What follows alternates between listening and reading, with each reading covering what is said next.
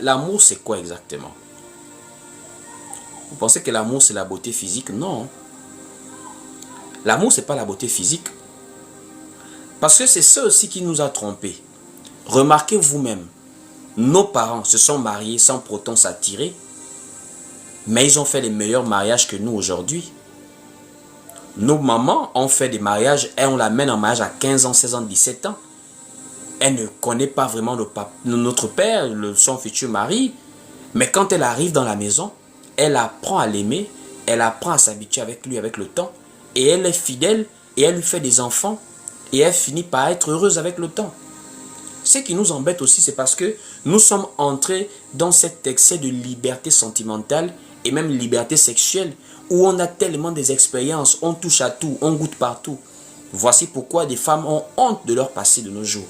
Elles vont dans les églises et là-bas, non, je suis une nouvelle créature, il ne faut pas parler du passé, ça ne compte pas, le passé compte.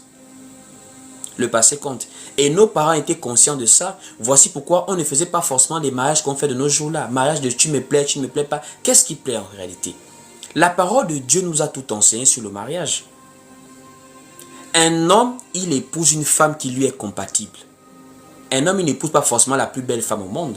Vous pensez que comme nous sommes là, nous on va chercher des femmes qui sont belles? Femmes qui sont... C'est là où Samson était tombé. Délit là. C'est-à-dire quand il regarde la femme, le monsieur perd ses moyens devant la femme. Un homme qui tapait des centaines d'hommes seul par la puissance de l'Éternel qui descendait en lui. Mais c'est un homme qui a été terrassé à cause d'une seule femme. Là où les hommes ne pouvaient pas, c'est là où la femme a pu. Pourquoi? Ces histoires d'approche charnelle là.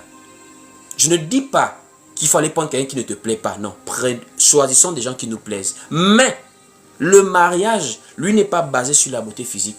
Il est basé sur la compatibilité spirituelle, comportementale, la vision que vous partagez de la vie. Si ce n'est que des relations où les gens se plaisent là. Voici pourquoi des gens sont arrivés, ils n'arrivent plus à donner le décompte du nombre d'hommes que des femmes ont connus, et vice-versa. Il y a des femmes là, si on lui dit tu as connu combien d'hommes, elle ne pourra jamais vous dire la vérité. La honte. Elle se sent souillée. Il y a des femmes qui ont connu plus de 40 hommes, 50. Vous voyez le niveau d'impureté que ça fait pour une femme d'avoir connu 50 hommes.